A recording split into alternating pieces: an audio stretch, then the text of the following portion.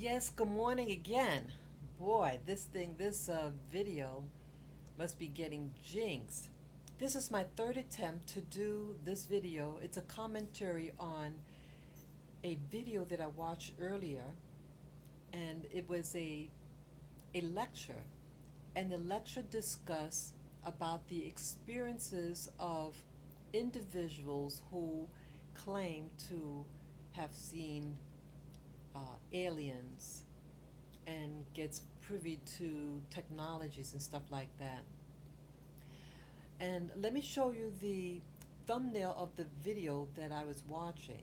So, at your own leisure, you could watch this video. Yeah, as I mentioned, this is my third time trying to upload this live stream. And for whatever reason, the first one, it just dropped and I had to redo it. So the second time, I do like a quick rehash of what I already discussed with the part that did save. I thought, okay, let me give a complete one, give it intro, and then discuss further on. And then I thought I finished, and I press the button to end the live stream, and then I thought I pressed the one to save. I've done this many times, but it dropped it. It removed it. It didn't save it at all. So if it happens again, I know that it's something up, something might be up. But I wanted to discuss. Well, my doing this video is actually based on. Well, I'm inspired to do this type of format from this YouTuber who discusses paranormal and things like that, UFOs, and he uses, as he says, logic and reason. And so when I was watching this particular video on UFOs, I got a paper and pen and wrote some questions down. And this is really like free floating ideas as I was watching the movie. And the, the comments that I wrote down or the questions I wrote down here, it's not in any real order, but I want to share with you my questions. And I think this video would be very important to people of color, black people in particular, things to start question as it pertains to this UFO uh, genre. Okay, let me show you the screen of the thumbnail video that I watched so you can watch it at your own leisure and see what questions you had as you watch this video. Okay, let me turn the video screen. Okay, see the video here. And in the video, this lecture, I mean, this is just the thumbnail that they use, but the aliens did not look like that. They looked like uh, people, Europeans and bronze and purple people. This person actually looks like someone from East Africa with the jewelry and the hairpiece. I thought, but who knows? But it's entitled Major UFO Disclosure. Aliens from Venus are working at the Pentagon. Okay? And you can see who uploaded the video, the name. I don't know how to pronounce that name. And they had a lot of views. Okay? So and it's almost 2 hours long. And I did watch the whole thing. Again, it's just a lecture. You have a man up front that's giving the lecture, and he's just recounting some of the stories that he was told by experiences of aliens, okay? And so while watching this video, I started writing down some questions. Okay, so I'm going to, yeah, I apologize for keep going back and forth with this video. I hope this one uploads correctly, and if not, then there's something up, or maybe just use my other device. This is being aired on my my iPhone. Okay, so the first thing I discuss here, well, in this lecture, the speaker mentioned about mentioned a story about this man named Albert, and Albert is from the United States, and he meets up with these aliens, and I think they were from Venus. And let's see here. Okay, yeah, just refreshing my mind with this story here. Now, this Albert, when he was a youth, he was again in some remote area on the west, and he hears someone calling out for help. And like a good individual, he comes to the aid of this human looking male wearing a jumpsuit, and this person claimed that he was fishing, and when he was backing up, he um, fell into these rocks, like a cleft in a rock, and in the process of backing up and falling in this pit, he broke his ankle. And so this individual, this Albert, helps him out of the pit, and the person is thankful, and he said, if you could help me to my plane. He used the term plane, and this is in the 1920s, and it wasn't a lot of planes back then, but you did have some planes back then. He says, my father let me use his plane, and but I don't want you to tell anybody about it, and if you just help me over to it, I could get back home. He says, you're not going anywhere, I just put a splint on your ankle, you won't be able to travel. He said, just help me, over in that distance over there, and my plane would be there, blah, blah, blah. So he does, and he sees this spacecraft, and this alien presses some device, and it opens up, and he climbs in, and he leaves. And this guy Albert thought maybe he was dreaming or something, but he went into the place where he found this alien, this human-looking alien, and he sees like the rope that he used to climb, help him climb out, and the branch and everything. But he just kept like a mental note of it. A month later, this guy Albert, this alien visits Albert and says, because the guy is now well, his leg is healed and everything, and he tells this Albert that because what he did for the alien, uh, the universe has to reciprocate, and this benevolence, and so this alien says, "Hey, we could be friends, and I can teach you secrets." Okay. Then fast forward, many years later, this same Albert gets he has a stroke while driving his car, and gets in a bad accident, and yeah, he had a stroke.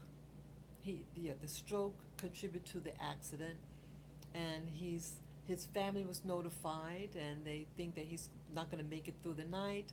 Somehow this alien finds him and heals his body, and the alien was able to help everything about him except his knee. His knee had gotten messed up, really messed up in the accident.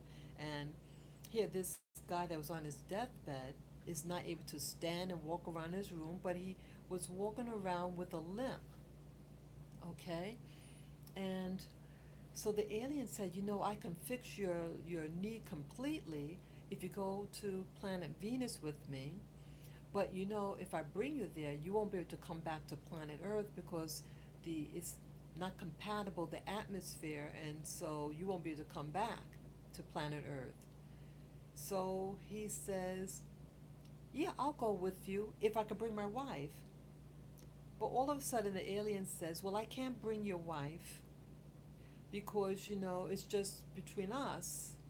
And So my question was, what about this benevolence? Here, this alien's life was saved, and it seems like this alien agenda is about selfishness, and that here his life, the alien's life was saved, and this Albert, this human, was able to, he didn't have a motive. He didn't have strings attached to, I'll save you, but you have to give me knowledge, whatever. Again, this looked like an individual like himself, he said, the regular person, but he's wearing a weird outfit, a jumpsuit, and so it was a free will offering this Albert gave him, but this alien's um, reciprocation was one-sided. The alien gave what he wanted to give, and but it seemed to be strings attached, and he's not grateful enough to let him have his wife come with him. But instead, this he's denied this opportunity to be completely healed. And he said, well, if my wife can't come, I won't go either. So I wonder how the friendship ended there. Did they continue having friendships or what? So you wonder that this healing, you know, you figure medicine is medicine. So you start to wonder, why would this benevolent, superior being not want to reciprocate with this whole universal law of love and kindness? It only went so far. And again, Albert's offering him help in the to save his life was just a free will. He wasn't looking for anything. He didn't expect anything in return. And this being, why would the being want to give him technologies? He was a young kid at the time, young person. I forget how old he was. He could have been in the early 20s. So why not give him something that he personally could really benefit? You know, why didn't he offer him to even come to his planet? To live there. I don't know if it's supposed to be so superior and benevolent and all that, but he stayed on planet Earth, and he got older, and he got a wife, and somehow having this connection and this technology and everything, you know, which was unsolicited by him, and he couldn't use this technology to heal his own leg. So I thought that was, these are just questions that I have about that. So let's see what else here. Okay, they mentioned another individual another experiencer during this lecture. And this experiencer, his name is Van Tessel. And he worked during World War II. He was a pilot of some type. And he gets connected with these aliens also. Okay.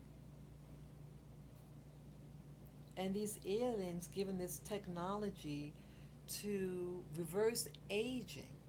Okay, so somehow these aliens weren't able to get in contact with Albert with this anti-aging. And I'm sure if you can reverse aging, you can reverse a pain in your knee, right? But that doesn't happen. They go to somebody else, another individual who worked for the government. He flew planes during the war, and these aliens wanted to do another liaison to for their planet on Venus and planet Earth or the United States, and they thought by giving a an age regression machine that this would help humanity. Isn't that nice? To help humanity? Okay. So let me see here.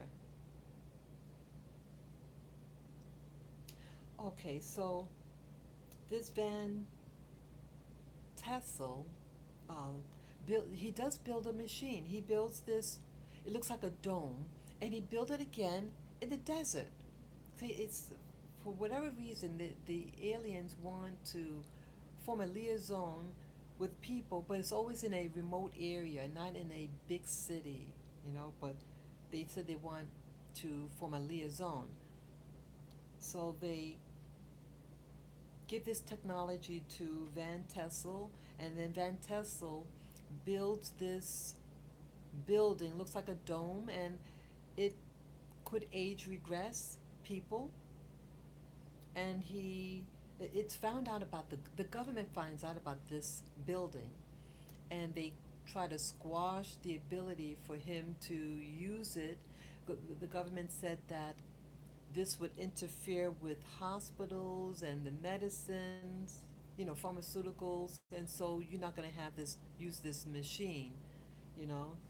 So, so here, humanity, the aliens don't know how to selectively choose which nation to use this in, because in the United States they want us sickly and just have the medical field to generate income and not about elevation, elevating humanity and everything like that. So somehow the wise aliens didn't have the technology or the ability, because they have mental telepathy, these aliens. They can read your mind. And so wouldn't they be able to read the mind of what culture to go into, who would be receptive? But they didn't. They failed to use that wisdom, okay?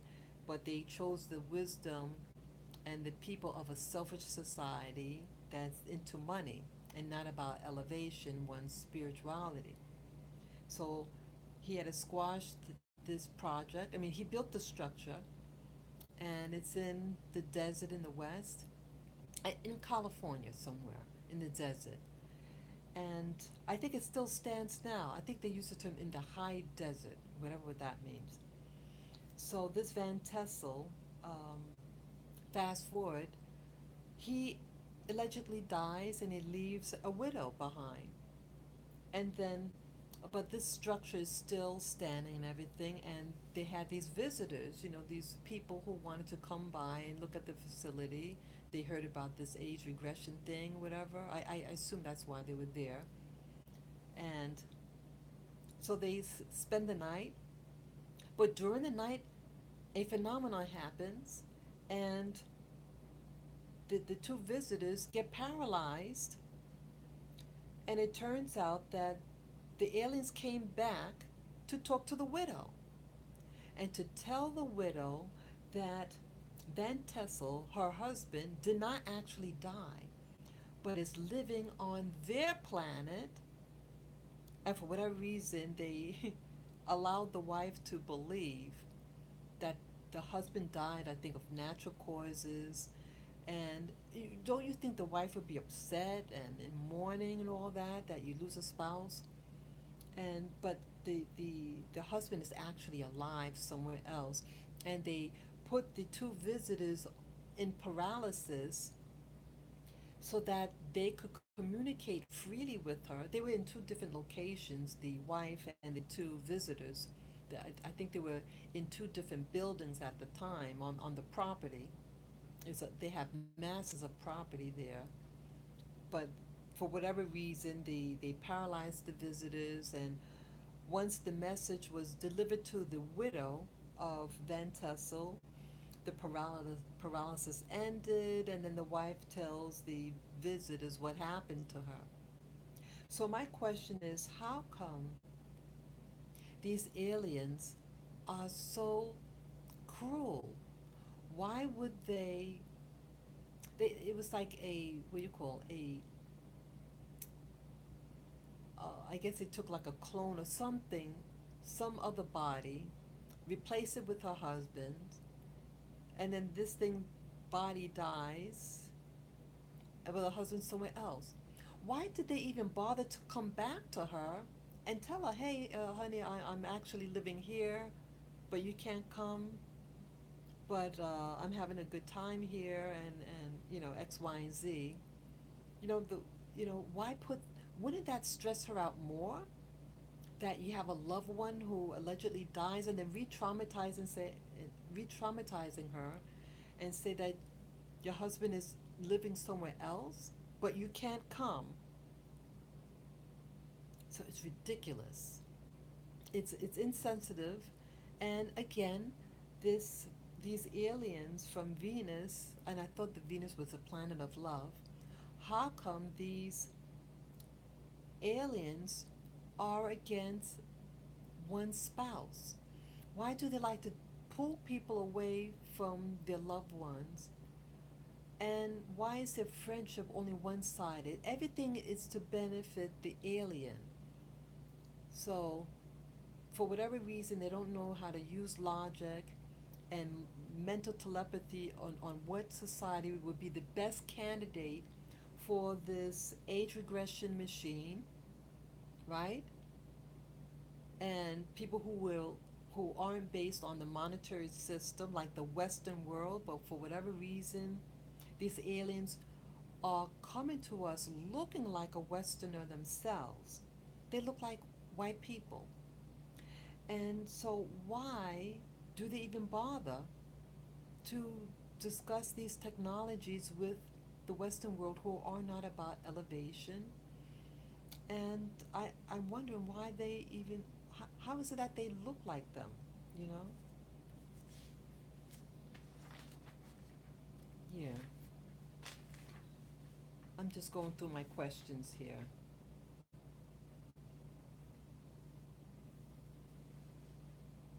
Okay. These are other questions that I have about the lecture from the video that I showed you. Okay. Why are the aliens looking like white people? Okay, I already gave that one. How do they get clothes like ours? Now, if they're from Venus, how do they get clothing like us so they don't stand out? How do they learn English? How do they buy property to live at or pay rent? Because again, they mentioned in the lecture that you have these aliens that are actually living on this planet. So where do they get the property from? Because again, you have governments. I can't just go in a foreign country and live somewhere. I'm going to need money to buy food, to buy a place to live. I can't just live out on the street. And they're well dressed too. How do they decide who they are to visit on the planet? Okay, because I figure that they have a reason behind everything they do. Again, they're supposed to be very intelligent. They could mind read, um, but somehow they don't seem to have the wisdom to choose the right candidates. Okay, why are they dealing only with white people and corrupt governments? Okay, that was my other question. Why don't they seem to help native people who are goodly? I consider myself a good person. I I'm an honest person. Uh, I'm loyal. I believe in humanity's elevation. I believe in um, eating good food, clean water. Um, if it's not a concept of free energy, I would like that, or clean energy, free and clean. I'm about longevity and good health. I want the whole planet well. So I think I'm a good candidate for these beings to meet up with. And there are other people on this planet. So why aren't they going to use their wisdom? Like, who I think who would really like this technology? Like people in the tropics, like in Central Africa. And like the average lifespan of some of these people in Central Africa is only 30 something years of age. They live very close to nature, they're tribal, um, they live off the land. They don't have cars, or they don't produce pollution of the air and all that. They don't have this, they don't depend on the monetary system like Westerners do. Uh, they're about helping one another. They're about community living. And they're not, not only just Central Africa, but the indigenous people of Australia. They're called Aborigines. You have the Native American Indians that are living on Indian reservations, who are they claim are very spiritually minded, and they're hurting and all that. They would love this age regression and this technologies to heal the body, heal the land. They would jump on it. But somehow these aliens don't. They always seem to overlook these people. But they go into desert areas and try to reach out to find people to be ambassadors. And again, why do they choose this? I also noticed in this program that I saw that they go to that the US is building these spacecrafts. And guess where? In Utah. Out of all these places, they go to Utah to build these giant spacecrafts. And we all know who lives in Utah, but the Mormon Church. That is their main headquarters. They're in other states also, but Utah is the Mormons' main headquarters. Why is it that it seems like the aliens like to do business with the Mormons, who have a very notorious past of polygamy, of child pornography, and molestation and incest? So these aliens they don't know about ethics and how to choose the right people who aren't into the Pizzagate, pedophile gate. They only choose these Mormon towns of people with questionable lifestyle choices. And why? Yes, hello, viewer. Yes, I'm re upstreaming. If you were on this stream earlier, yeah, my last stream got deleted, and so I have to redo it.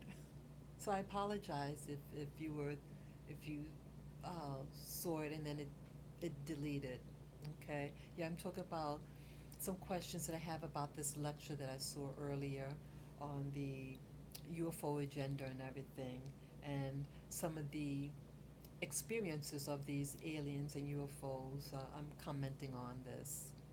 Okay, so again, they mentioned about this other experiencer of these aliens, and this was a lady, and she's a seamstress, and again, she lives in some desert-like area in the United States, and these aliens also want her to be used as an ambassador, a link between the aliens and planet Earth and the United States. Okay, now these beings that she saw was a little different. These beings were, um, how do you call it? They were actually, according to her wording, that these aliens were bronze in color and dark purple, and they reminded her of the Greek gods and Egyptian. Specifically, she said the dark purple being, looked Egyptian to her. And I wonder what these Egyptians look like. Now, I've been to Egypt, and I've been to the museum there in Cairo, so I know what the people there look like. And they kind of look like me. I'm from the United States, and I'm a black person. That's what people say I look like. I am a black person of mixed heritage, and so. But what I thought was interesting about her description was that these UFOs, people, these aliens, they always seem to describe them as something that's acceptable to white people, like the the Nordics. Now there are people on this planet who are called Nordics. Those are the people who live in the countries of Sweden, Norway, and Denmark primarily. And so I wonder, okay, that's a European place, but these aliens are not from Europe and are not from the northern countries. So why is that? Why are they using earthly terms of European like people? I mean, people who look European, and give them those labels rather than the labels of the actual place where they're from. So they want you to be connected to them. And then these darker beings, these bronze. Now I'm bronze like in color, and definitely if I get a suntan, even darker suntan, I'm going to look bronze, aka African, and definitely if someone is so dark they look purple.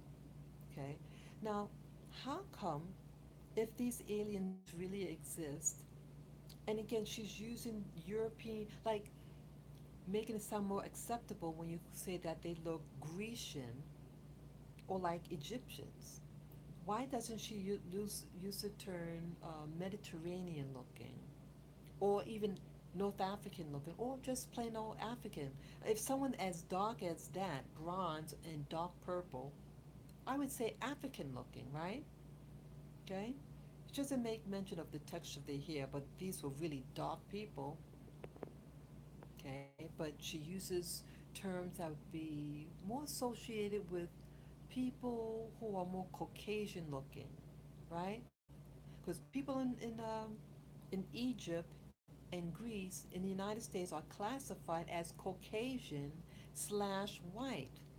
So again, it's Europeanizing and linking them with white people, and that white people and white looking aliens are advanced in technology. So I thought this was like brainwashing you, making you be receptive to these people rather than identifying them with African people.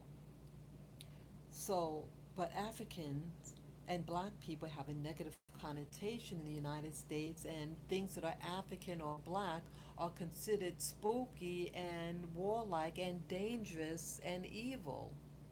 Okay?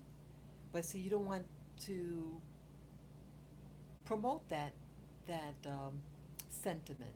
So you use a term that is less frightening to European Americans.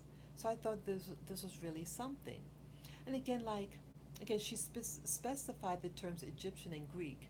Now, one thing with Greece, ancient Greece had they have these pottery that I saw in the museums that we have here in New York City. The ancient potteries from Greece, and the earliest pottery of Greeks, the people that they drew on it were jet black in color, and the latter pottery work of Greece, the people were white in color. So this is really interesting. So here you have ancient Greece who are black skinned in color, and then you have a group of people, aliens that are purple, dark purple. So again, you know that some kids, black people, when they get crayons, they use purple to draw black people. It's just an FYI. So again, how you want to represent yourself, you use a darker color to represent a darker skinned people, whether it's literal black color or purple color. But again, I'm just making mention of this because you have beings that are coming to planet Earth in these remote areas of the United States, but they only seem to be visiting white people. And if they wanted someone to represent them, wouldn't they go to people that look like them?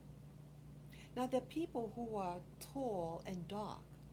They live in like Kenya. They're very tall and very, very dark, all slash bronze in color. And you have some people on this planet that are so dark in color that they almost have a bluish hue to their skin. Okay, blue, whether dark blue or purple, semantics, right? So why aren't these intelligent aliens wise, or have the wisdom to go to people that look like them, that are not going to be as afraid? Because if you look like someone and they're saying, hey, we got these technologies, why aren't they going to those societies, those nations that they look like, okay, and go to them to give them the technologies? And again, wouldn't these third world countries love age regression and about health and wellness? And it seems like these European or Western countries are the ones who are anti health, anti spiritual, anti elevation of humanity with all this warfare that they're doing. But somehow these aliens don't seem to get that connection and know how to make a good assessment of people's character or nation's character. I don't know. It's really weird. Okay. Yeah. Yeah, I'm just going over my notes here. A lot of these things I already mentioned. Uh, yeah, I have a question. Why do these aliens go to the deserts for contacts to share info and not big cities or the UN to form this liaison? Okay. Now I did mention all these places already. They like to go to the desert, but there are a lot of bronze skinned people and black, really dark skinned people that live in these big cities.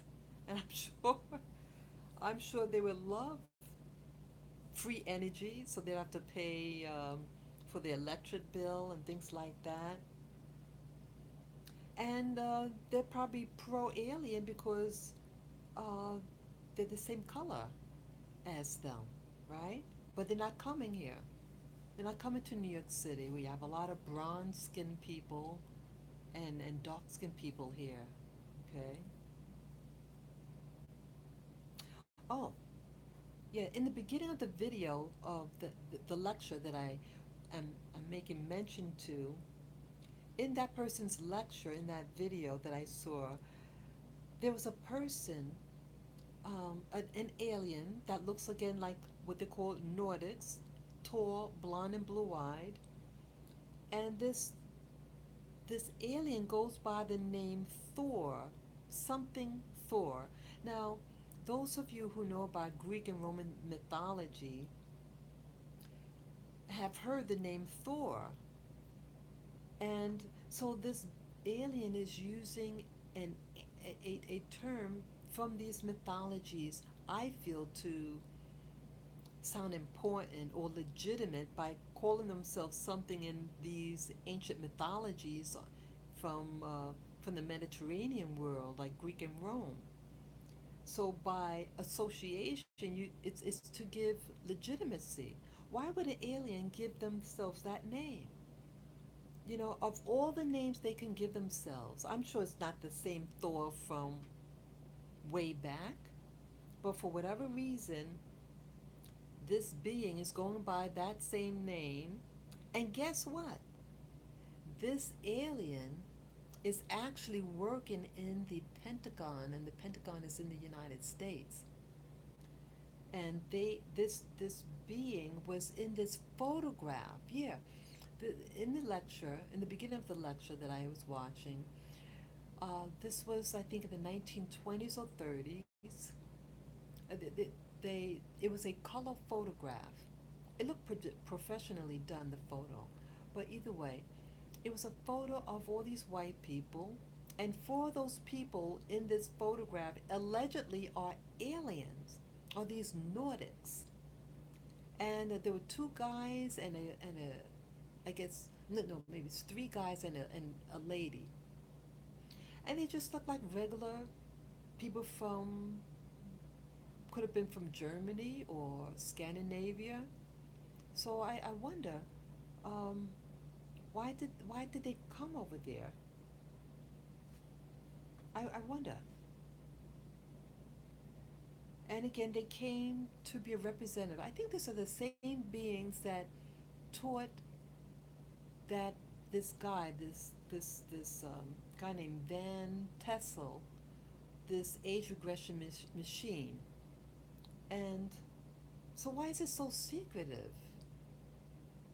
And this person back then looked like they were in their 30s or 40s, and this person hasn't aged a bit, and they're still living now and look the same age. And yeah, it was this oh, Van Tesla's widow, and she was, I think they said she was able to get these visitors of her property um, access to the Pentagon, and was able to arrange to get their clearance so they can enter, and that this guy named Thor, an alien, went and and greeted them with a handshake and was talking to them. So one and they're supposed to still be alive.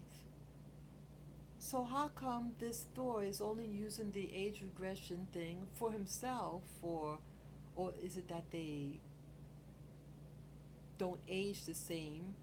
And if they don't age the same, even though he's on planet Earth and it has a different atmosphere, because he's not in a spacesuit, he's just wearing a regular Western outfit, and he seemed to be doing well in the atmosphere. And so where does he live? Who's paying him? You know? And so how is it that he gets this access in the UN, but other people? And so if the UN has a liaison, so why are these same alien type beings are going to other people in the desert and want them to be a liaison and give them, as I say, technology? They could just work with the UN, or in this case, the Pentagon.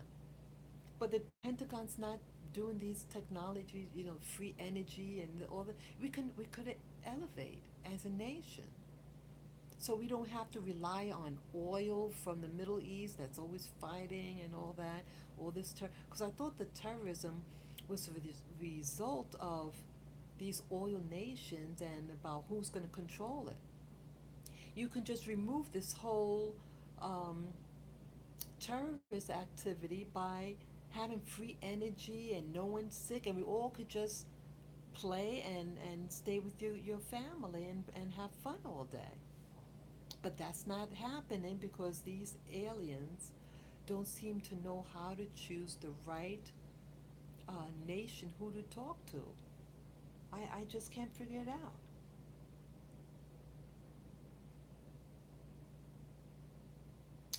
Oh, I want to talk about, I'm making mention about how these beings and aliens visit, the United States and selective white people.